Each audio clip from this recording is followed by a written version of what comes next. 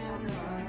Kami akan membahas mengenai alur kerja sistem operasi, interaksi antara perangkat keras, perangkat lunak, dan pengguna, serta interaksi seperti apa yang sering dilakukan ketika menggunakan komputer untuk pembelajaran.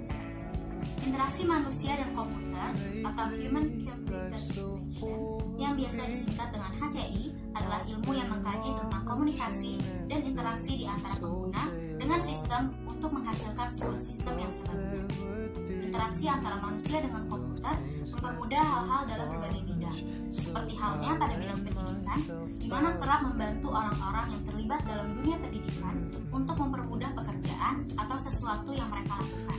Contohnya adalah pelajar atau mahasiswa yang menggunakan handphone untuk menemukan solusi sebuah permasalahan yang tidak terjawab oleh buku, dan guru atau dosen yang menggunakan laptop untuk membagikan materi pembelajaran kepada murid-muridnya.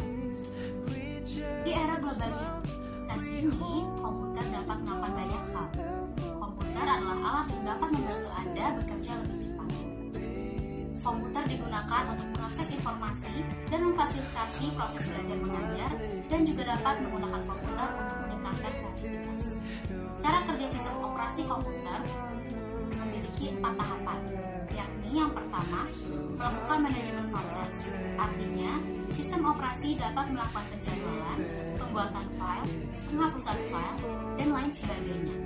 Yang kedua, sistem operasi komputer hanya dapat bekerja setelah pengguna memberikan instruksi untuk dijalankan.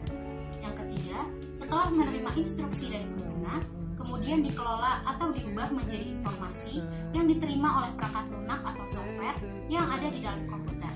Yang keempat, tampilan komputer akan berubah beberapa saat setelah sistem operasi memproses instruksi dan menjalankan apa yang diinginkan oleh penggunanya.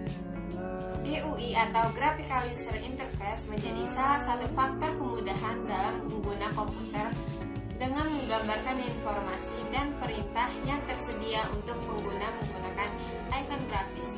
Komponen GUI antara lain window, menu, icon, dan button. Contoh GUI pada OS Windows. Jika Windows bukan berbasis GUI, maka kamu harus buka command prompt dan menginput kode perintah untuk membuka program tersebut, yang mana tidak efisien serta memerlukan keakuratan dalam perintah codingnya. 2. Antarmuka berbasis perintah.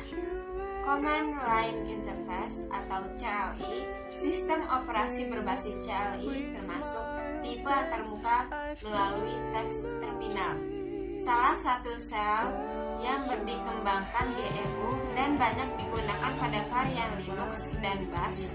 Adapun beberapa keunggulan dari CLI, di antaranya sumber daya minim, ramah repetitif task atau tugas berulang, powerful, dan tingkat presisi tinggi. Pada tingkat presisi tinggi, user dapat menggunakan perintah khusus untuk menargetkan tujuan tertentu dengan mudah. 3. Ada yang melalui suara, Voice User Interface, sebagai antarmuka pengguna yang menggunakan input ucapan melalui ucapan dan output suara melalui sintesis video yang direkam sebelumnya. Framework dalam melakukan desain pada VUI ini atau dikenal dengan Spoken Dialogue System. SPS antara lain Automatic Speech Recognize, ASR Natural Language Understanding, dan Dialogue Manager. Melalui gambar atau video, antarmuka menggunakan gambar hanya dimungkinkan jika perangkat keras menyediakan kamera. Kamera akan merekam gambar dan melalui aplikasi akan menyimpan gambar dalam format video. 5. Melalui berbagai perangkat masuk ke mereka.